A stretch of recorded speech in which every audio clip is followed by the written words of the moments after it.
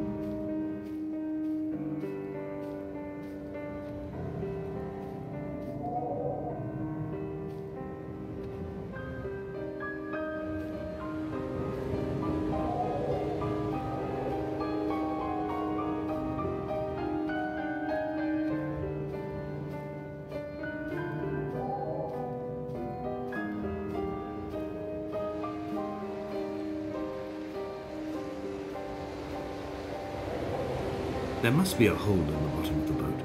How else could new hermits have arrived?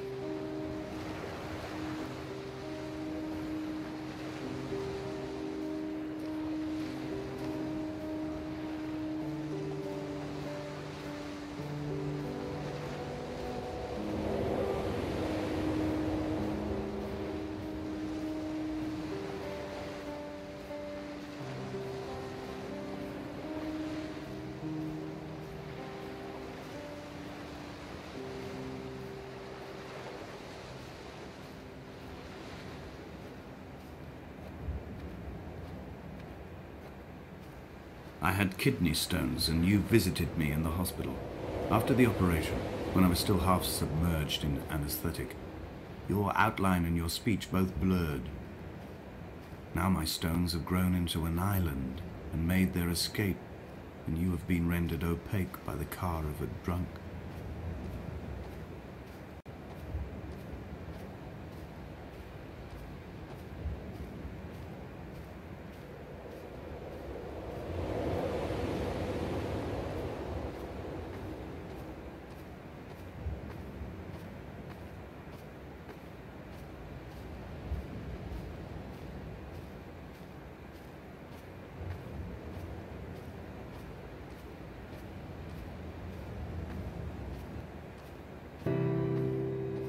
I've begun my ascent on the windless slope of the western side. The setting sun, with an inflamed eye squeezing shut against the light shone in by the doctors. My neck is aching through constantly craning my head up to track the light of the aerial. I must look downwards, follow the path under the island to a new beginning.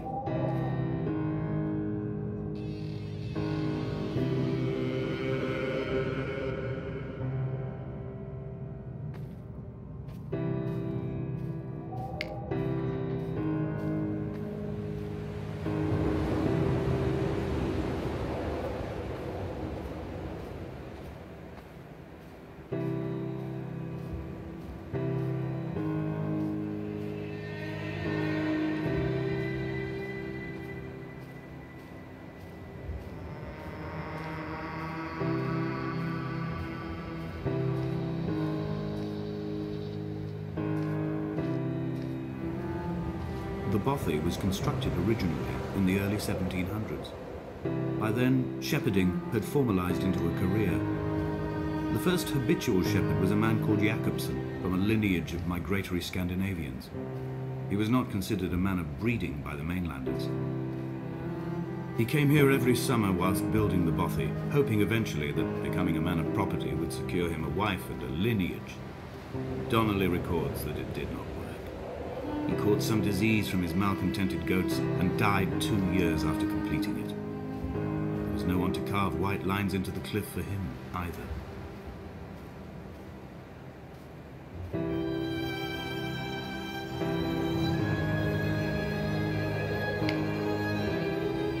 When the oil lamps ran out, I didn't pick up a torch, but used the moonlight to read by.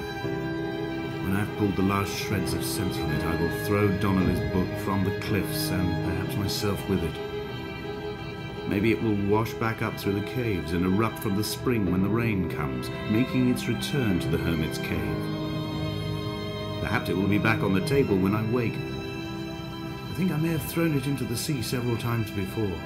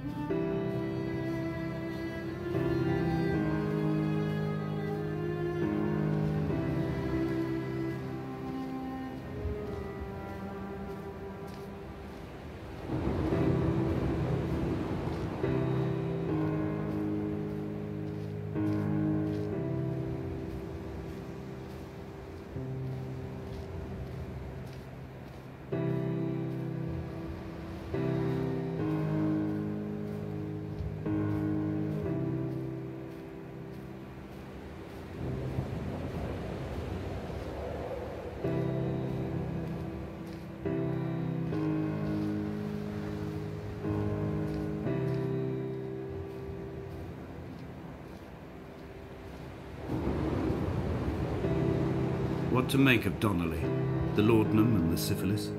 It is clearly not how he began, but I've been unable to discover if the former was a result of his visiting the island or the force that drove him here. For the syphilis, a drunk driver smashing his insides into a pulp as he stumbled these paths, I can only offer my empathy. We're all victims of our age. My disease is the internal combustion engine and the cheap fermentation of yeast.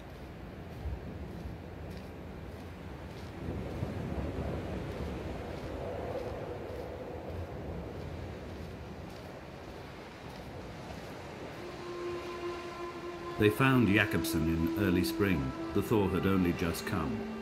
Even though he'd been dead nearly 7 months, his body had been frozen right down to the nerves and had not even begun to decompose. His fingernails were raw and bitten to the quick. They found the phosphorescent moss that grows in the caves deep under the nails. Whatever he'd been doing under the island when his strength began to fail is lost. He'd struggled halfway up the cliff again, perhaps in a delirium, perhaps trying to reach the bothy's fire before curling into a stone and expiring.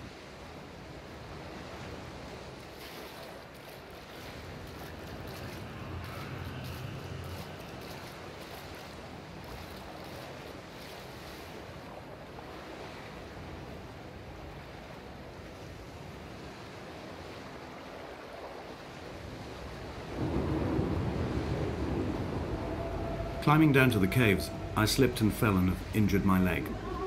I think the femur is broken. It is clearly infected. The skin has turned a bright, tight pink, and the pain is crashing in on waves, winter tides against my shoreline, drowning out the ache of my stones. I struggled back to the bothy to rest, but it has become clear that there is only one way this is likely to end. The medical supplies I looted from the trawler have suddenly found their purpose. They will keep me lucid for my final ascent.